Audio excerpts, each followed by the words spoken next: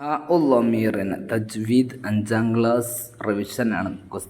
Previous question പേപ്പറാണ് ചർച്ച ചെയ്യുന്നത്. 2024 ക്വസ്റ്റ്യൻ പേപ്പർ.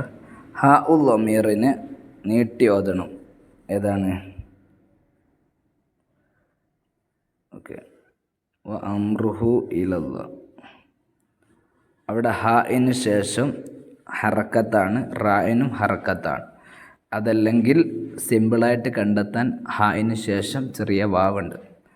രണ്ടാമത്തെ റായിനെ തർക്കീക്ക് ചെയ്ത് ഓതണം. ഏതാണ്? അബ്സിർ ബിഹി.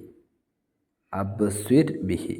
സുക്കൂനുള്ള റായിന് മുമ്പ് കസ്റ് വന്നു. അതേ കലിമത്തിൽ ഇസ്തിലായിൻ്റെ അക്ഷരം വന്നിട്ടില്ല. 3 അലിഫിനെ തഫ്ഹീം ചെയ്ത് ഓതണം. റുഹാ. കാരണം ഹ എന്നുള്ളത് ഹുസ്സലിയത്തിൻകുള്ള അറബിയിലെ ഇസ്തിലായിൻ്റെ അക്ഷരങ്ങൾ വലിയ രൂപത്തിൽ ഹെവി ലെറ്റർ എന്ന് പറയും.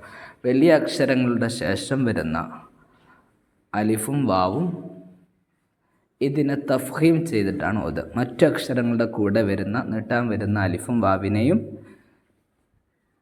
തർക്കീക്ക് ചെയ്തിട്ട് ഓതുക. ഇതിനെ തഫ്ഹീം ചെയ്തിട്ട്. റുഹാ, സലാമ്, സുബാത്ത് എന്നൊക്കെ തർക്കീക്കിന് ഉദാഹരണമാണ്.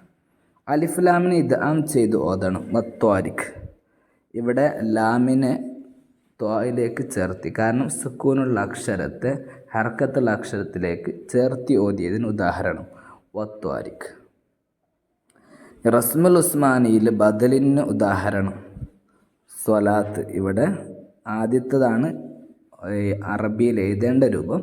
പക്ഷേ ഖുർആനിൽ അവിടെ അലിഫിന് പകരം വാവാണ് വന്നിട്ടുള്ളത്. ബദൽ എന്ന് പറഞ്ഞാൽ പകരം ഒരു അക്ഷരം വരിക എന്നുള്ളതാണ്.